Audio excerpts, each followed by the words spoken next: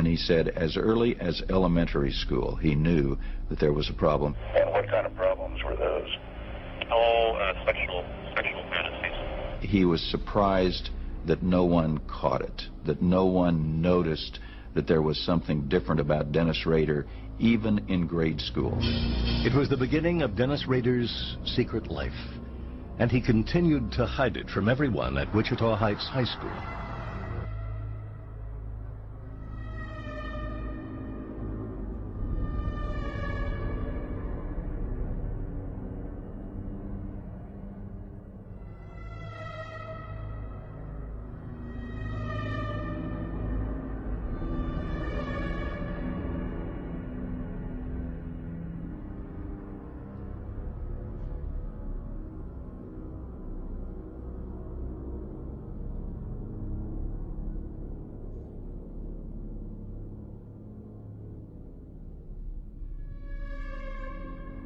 It exploded on January 15th, 1974. That's when the volcano exploded. You know what it was that caused you to reach that point? Next, Dennis Rader describes the inner demons that made him kill. In a chilling postscript, he even gave himself a title, BTK, bind them, torture them, kill them. And then he said he'll strike again. When this monster enter my brain, I will never know. I can't stop it, so the monster goes on. He doesn't understand what it is that causes him to kill. For years, he's called it Factor X.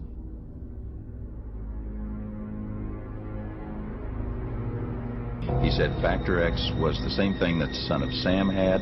Factor X was the same thing that Jack the Ripper had, and he had it too. Rader called it his little friend. I personally think it's I know that's not very Christian.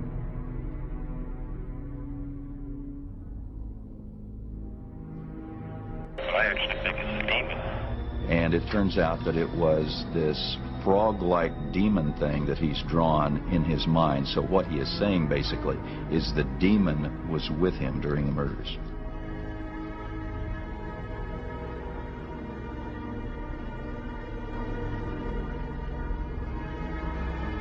In the case of someone like Chikatilo, the brilliance and the strength of the person was in this iron discipline of keeping the two halves of his personality utterly separate.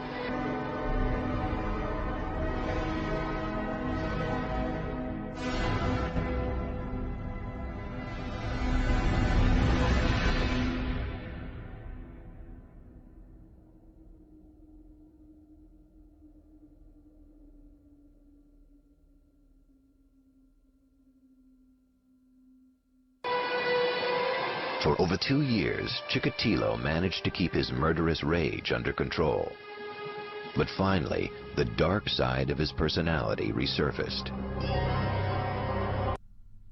He spoke himself of some of his motivations, and yet, when you hear any single explanation, it never rings with sufficient truth to explain the hideous crimes that this man committed.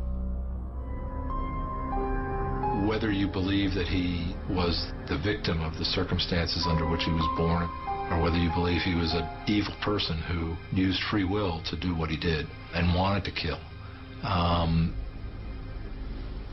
that evil that grew in him is not something that's alien to all of us.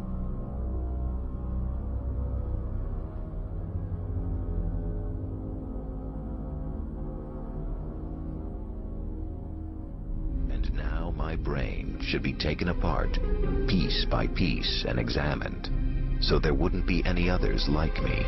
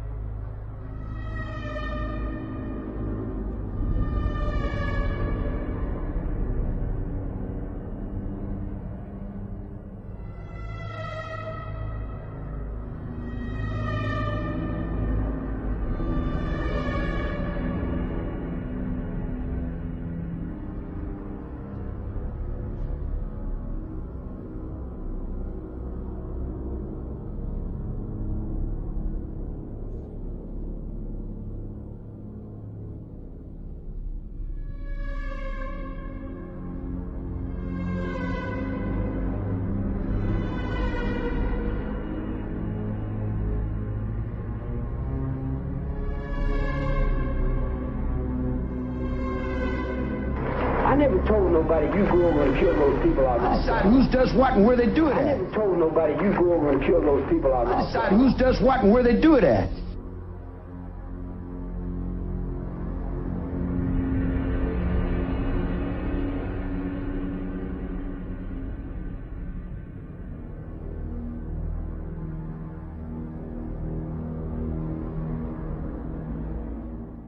Those people that died never violated your circle. I didn't have anything to do with those people that died. But son, how many times I got to tell you they died in Vietnam, they died in Korea. I didn't have nothing. Juana's dying. Juana's dying. Your life is in that cup. Your water's dying. Your trees are dying. Your wildlife's locked up in zoos. You're in a zoo, man.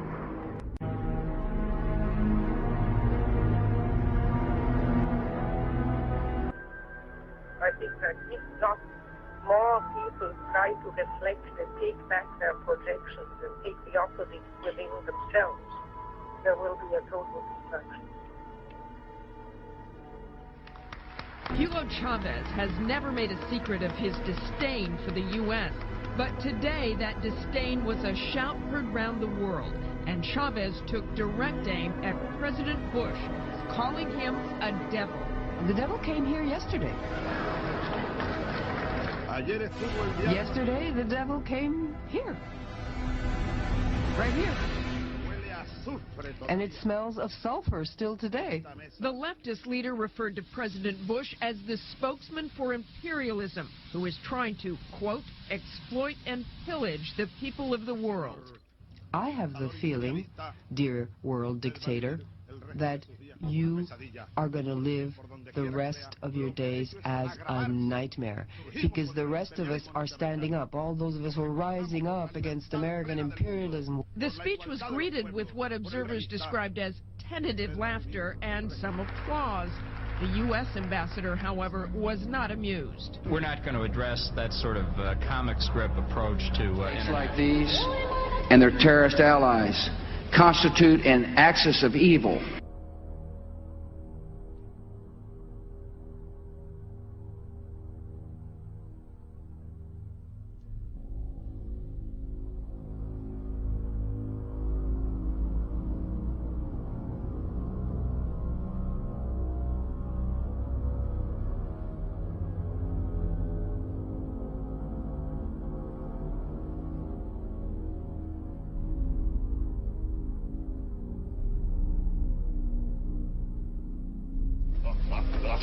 I am a part of you all.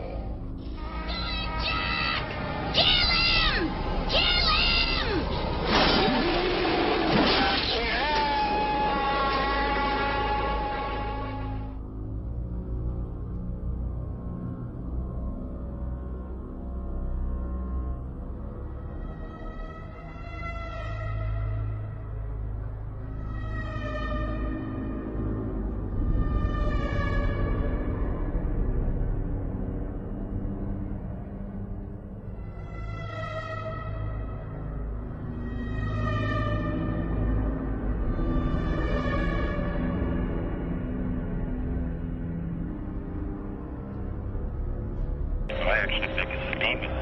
And it turns out that it was this frog-like demon thing that he's drawn in his mind. So what he is saying basically is the demon was with him during the murders.